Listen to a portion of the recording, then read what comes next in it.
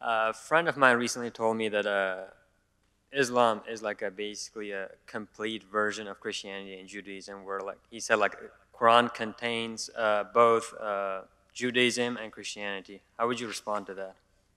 I would first ask, what do you mean by that? And then how'd you come to that conclusion? Just those two questions, because again, he has to support, first of all, he has to clarify and then support what he says. And he's probably a Muslim who's trying to say that Islam is the final revelation to mankind.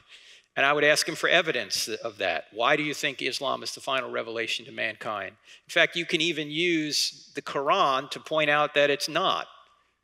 Because in the Quran, chapter 5, verse 68, and in other places, Surah 5:68, it's a chapter, it says, "O ye people of the book." Who are the people of the book? Christians and the Jews. "You have no ground to stand on unless you stand on the law and the Gospels." In other words, the Quran tells Christians and Jews to obey the Old Testament and the New Testament, the law and the Gospels.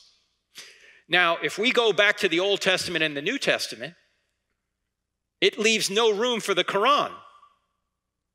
So the Quran is saying, obey the Bible. But the Bible says, nope, no more revelation. It's done. So if the Quran is saying obey the Bible, then the Quran is false. Or Islam is false, I should say, right? If the Quran is telling Christians and Jews to obey the Bible, and as Muslims will say, it's been corrupted, the Quran is also false. In other words, this is called the Quranic dilemma.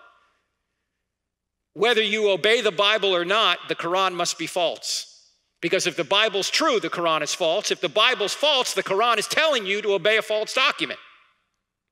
So it's false both ways, at least in that point.